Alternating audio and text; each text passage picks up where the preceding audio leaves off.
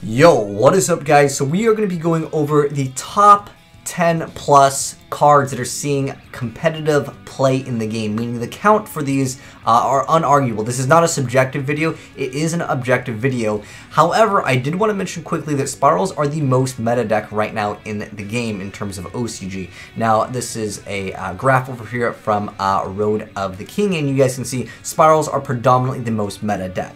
For the sake of me making this top 10 list and it being like a Spiral deck profile, it would be like half of Spiral deck profiles if we considered Spirals in the top 10 list of the best cards.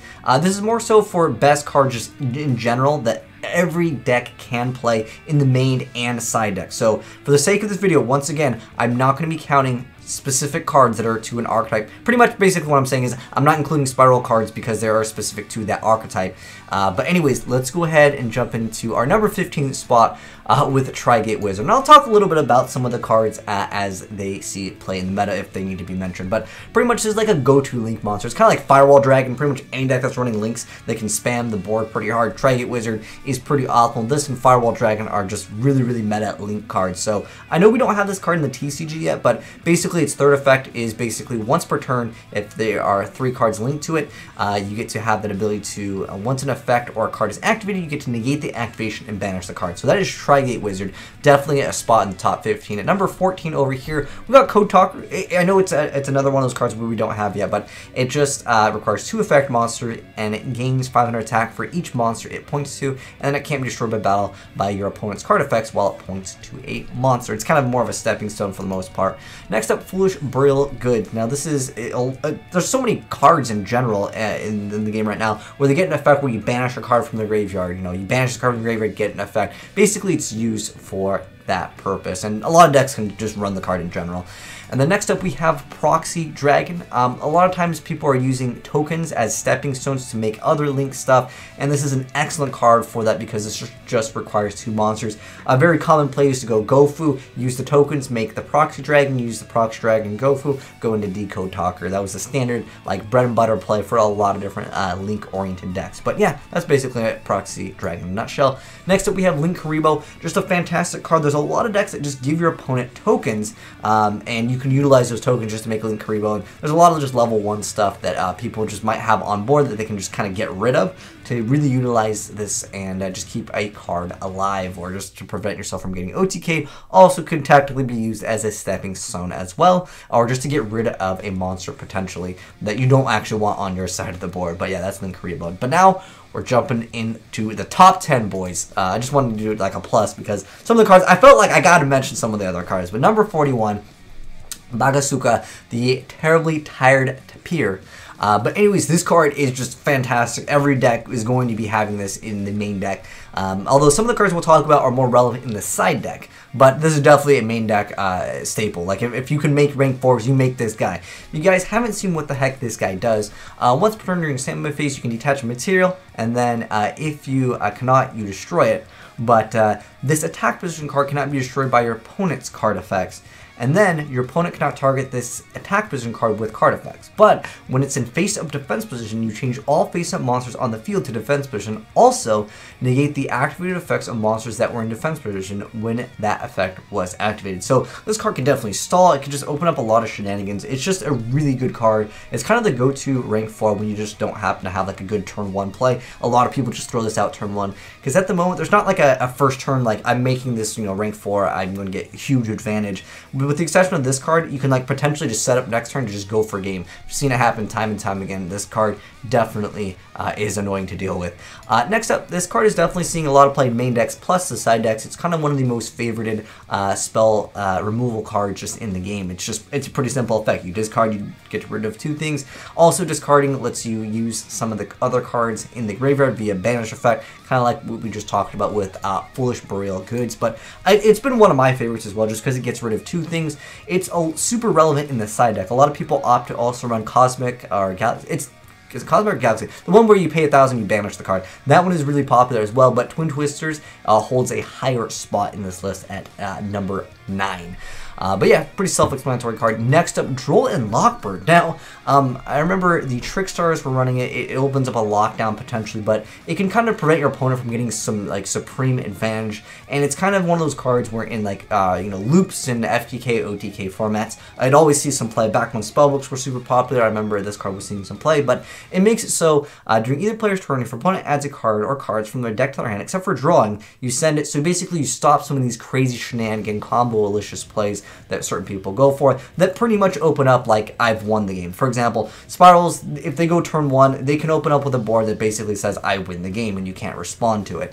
It's very difficult for most decks to combat the Spiral turn 1 play, and Droll and Lockbird also can stop like Trickstars from absolutely destroying, or heck, Trickstars were running this, so they would basically get rid of your entire hand. It's an annoying thing, but this card is definitely, I mean, it's supposed to be used, I would say, more defensively, but technically, again, with Trickstars, they're using it very offensively. Trickstars actually have been making a comeback in the OCG. I know, it's crazy. I'll get you guys the deck profile of some of those Trickstar decks. Let me know if you guys want them, because I thought Trickstars were dead after they hit the card.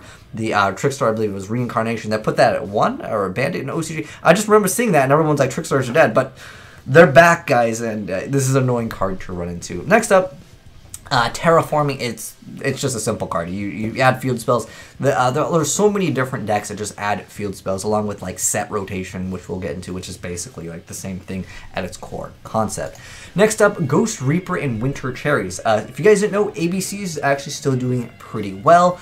Also, it can completely destroy certain decks that need to get like a very specific monster from their extra deck. This card is more relevant in the side deck than in the main deck for most of the lists, but it is seeing a lot more play in the main deck now. I've seen a lot of decks, you know, at the top that are playing Ghost Reaper and Winter Cherries. For those of you guys that don't know what the heck it is, basically, during either player's turn, if your opponent controls more monsters than you do, you discard it, you reveal 1 card in your extra deck, you look at your opponent's extra deck, and then you banish all of those cards in their extra deck with the same name as the reveal card. So basically, that means if you're playing ABC, you know, Spirals even to an extent, or a lot of different decks that just need that like one go-to monster, you just go ahead and get rid of all of them, and sometimes that just wins a game on its own. So yeah, really, really good stuff. However, against like, well, there's different builds of Trickstars, but there's a Wind Witch one. But for the most part, like there are some decks, if you main deck this, it will do pretty much nothing. However, it is a tuner, so it does let you kind of utilize it with other things.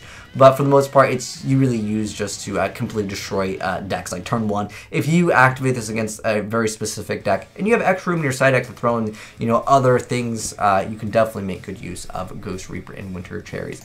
Next up, Ghost Ogre and Snow Rabbit, just a fantastic card. Again, stopping those turn 1 plays where you just like, you have to break board early on, otherwise you lose. This card very relevant in main and side deck. It's getting more and more popular, and this card did get a reprint in the TCG recently, so if you guys already don't have some of these, it's just going to be a good card. It's just a solid card overall. And plus, it's another one of those tuner cards. It's basically the same as the other one. I mean, all these little lollies seeing some plays now, man. But anyways, next up, speaking of the card I was just talking about earlier, set rotation at number 4. Again, these are all cards. This is an objective video, minus Spirals. We're not including one Spiral card in this list because I wanted to show off, like, I didn't want to do a Spiral deck profile, basically.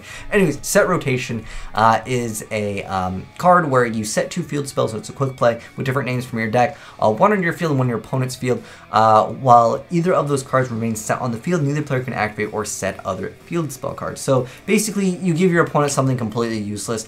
I forgot what a card is. Someone mentioned it in the comment section below, but there's a card that does like absolutely nothing, and it went to like $15 or something like that. You could use a Zephyr card instead, because basically what you want to do is you want to give your opponent a card that they cannot activate. I think it's Oracle of the Zephyr. Someone correct me on that. But basically what it comes down to is you lock your opponent out of using the field spell because they can't activate the other one.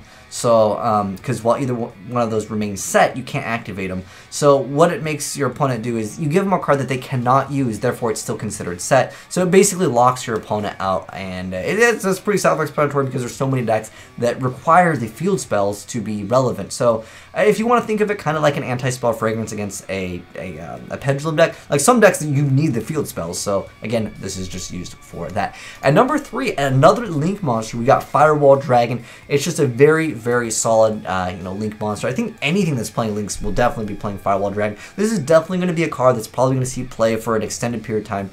Think of it kind of like the Stardust Dragon. When Stardust Dragon came out, like it was always, time to go for rank 8, or not rank 8, time to go for a level 8 synchro. It was almost always Stardust Dragon. I feel like Firewall Dragon is kind of like that card. When you have the options to make Firewall Dragon, you make Firewall Dragon because it opens up like so much potential. There's so many loops and FQKs that heck, I'm surprised Firewall Dragon is still at 3. Eventually, guys, it might actually be hit because there's so many like loops with this card. Although they hit Grand Swell right recently, anyways, yeah, Firewall Dragon. He's one of the best Link monsters in the game. Basically, I mean, you guys know what it does, but I'll go over its effect real quick. It lets you technically, well, it actually has 2 effects, but anyways.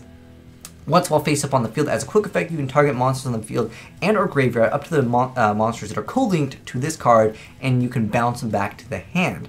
And then if a monster that this card points to is destroyed by or sent to the graveyard, you can special summon a monster from your hand. So it's like, that effect, it happens once in a while, but for the most part, it's the bounce effect that you really want.